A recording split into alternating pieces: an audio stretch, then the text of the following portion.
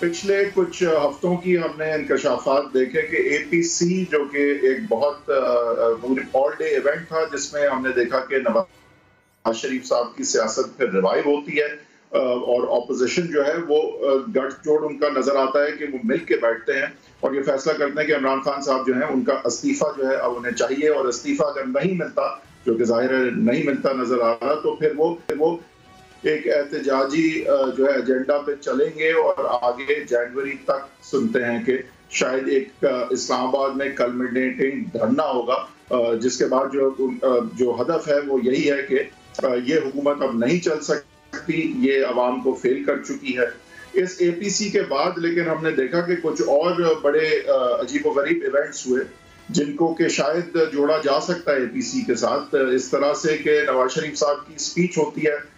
Speech میں نواز شریف صاحب نے بہت واضح طور پہ اسٹیبلشمنٹ کے حوالے سے بات کی اور ان کے رول کے حوالے سے بات کی، تو پھر نتیجتاً ہم نے دیکھا کہ کچھ انکشافات سامنے آنے لگے کہ کس طرح سے پی ایم ایل نون کے سینئر لیڈرز جو ہیں وہ اسٹیبلشمنٹ کے لیڈرز سے بھی ملتے رہے ہیں، اور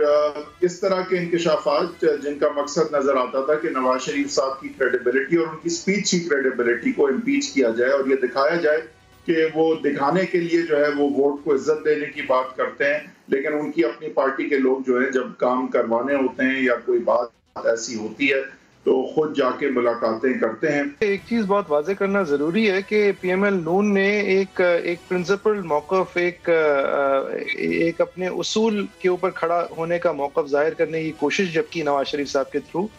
تو کچھ تواتر سے ان کی درستگی کے لیے کچھ انفارمیشن سامنے آئی۔ اس انفارمیشن کے سامنے آنے کی وجہ سے فال آؤٹ مزید کیا ہوئی، اور ان خبروں کا جو منطقی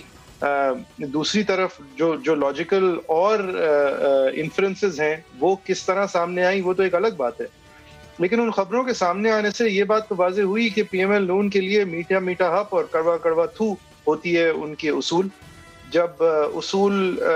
جو ہے بیک سیٹ لے لیتے ہیں جب تک کہ کوئی موقع اور کوئی امید نہیں رہتی، اس کے بعد اصول جاگتے ہیں اور نواز شریف جاگتے ہیں۔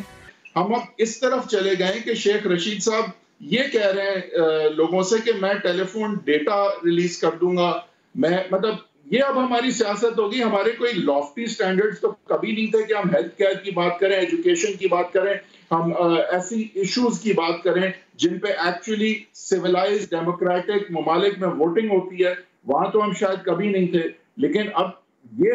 ہماری سیاست رہ گئی ہے۔ یہ ابھی جو اے پی سی ہوئی ہے، پھر میاں صاحب کا خطاب ہونا، اس کے بعد ہی یہ ساری چیزیں سامنے آئی ہیں، تو اس سے تو یہ لگتا ہے کہ انہوں نے جو حساب کتاب لگایا ہے گورنمنٹ نے یا شیخ صاحب نے، اس میں انہیں لگتا ہے کہ اس دفعہ معاملہ کوئی سنجیدہ نوعیت کا ہو جائے گا، کوئی ایسی نوبت آ سکتی ہے کہ حکومت کے لیے کوئی خطرہ بن سکے۔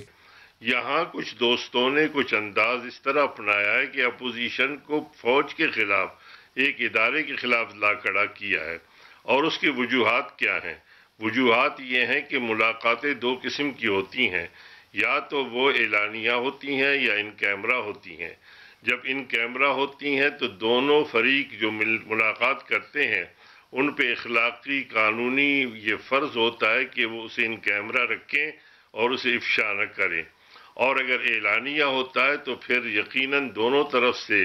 ان کو یہ اختیار ہے کہ وہ اسے پبلک کریں، اور اس کے لیے فوج کے ہمارے معزز ادارے میں آئی ایس پی آر ہے اور اس کے ڈی جی صاحب ہیں جو ایک بڑے عہدے پر جنرل کے عہدے کے رینک کے ہوتے ہیں، اور ان کا کام ہے۔ یہاں معاملہ بگڑا کس لیے؟ آپ کا تعلق میڈیا سے ہے، میں بھی اپنی سیاسی دور میں میڈیا میں زیادہ آتا رہا ہوں، سیکرٹری اطلاعات ہوں، ترجمان ہوں۔ مجھے یہ بتایا جائے کہ کیا اس وقت جو باتیں کی جا رہی ہیں وہ ہماری طرف سے پبلک ہوئی ہیں، آئی ایس پی آر کی طرف سے پبلک ہوئی ہیں، یا ایک شیخ چلی میرے بھائی شیخ رشید صاحب نے کی ہیں؟